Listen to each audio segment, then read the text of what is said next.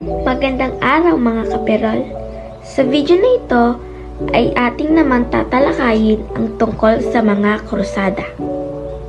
Ang krusada ay isang ekspedisyong militar. Ito ay tinaguriang banal na laban sa pagitan ng mga reliyosong Europo at Muslim na sumakop sa Jerusalem. Sa panawagan ni Papa Urban, hinimok niya ang mga kabalyero na maging krusador at pinangakuan niya ang mga ito na papatawarin sila sa kanilang mga kasalanan. Unang krusada, binuo ng 3,000 na kabalyero at 12,000 na mandirigma sa pamumuno ng mga prinsipe at pranses. Noong 1099, matagumpay nilang nabawi ang Jerusalem at nagtatag ng estadong krusador malapit sa Mediterranean. Sila ay natitili ng 50 taong sa Jerusalem. Kaya naganap ang ikalawang krusada. Hinikayat ni Saint Bernard ng Clairvaux sina Haring Louis V ng France at Emperor Conrad ng Germany upang pumunta sa silangan. Matagumpay nilang nasakop ang Damascus. Subalit, nagkasagupaan si Richard at Saladin ng pinuno ng mga Turko at nagkasundo na itigil na ang labanan. Sa loob ng 3 taon, ang mga Kristiyano ay malayang nakapaglakbay sa Jerusalem.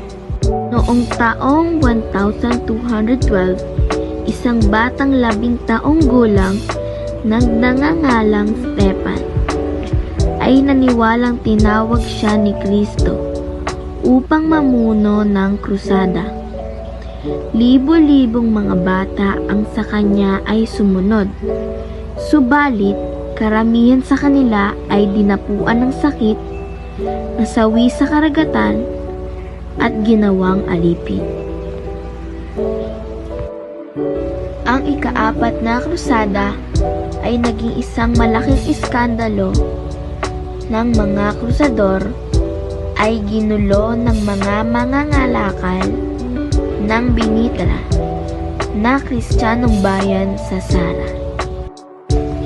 Ang Papa ay nagalit sa ginawa ng mga krusador, kaya sila ay dineklarang excommunicado.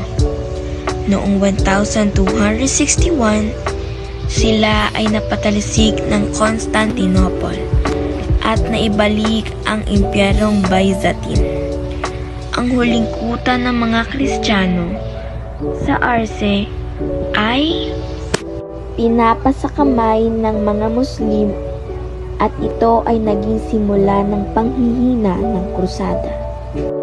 Iba pang krusada noong taong 1219 at 1228. Ngunit lahat ng mga ito ay naging bigo sa pagbawi mula sa Holy Land. Ang mga krusada ay pawang bigo maliban sa una na nahawakan nila, ang Jerusalem, sa loob ng 100 taon, at pagkatapos nito ay bumalik na naman sa kamay ng mga Turkong Muslim ang lupain.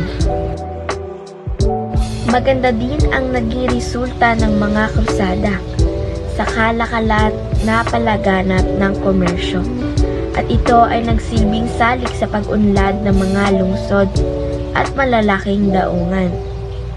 Ang kulturang Kristiyano at Islamic ay napayaman din, subalit ang krusada ay naglantad ng tunay na mga layunin ng mga sumama sa gawain ito.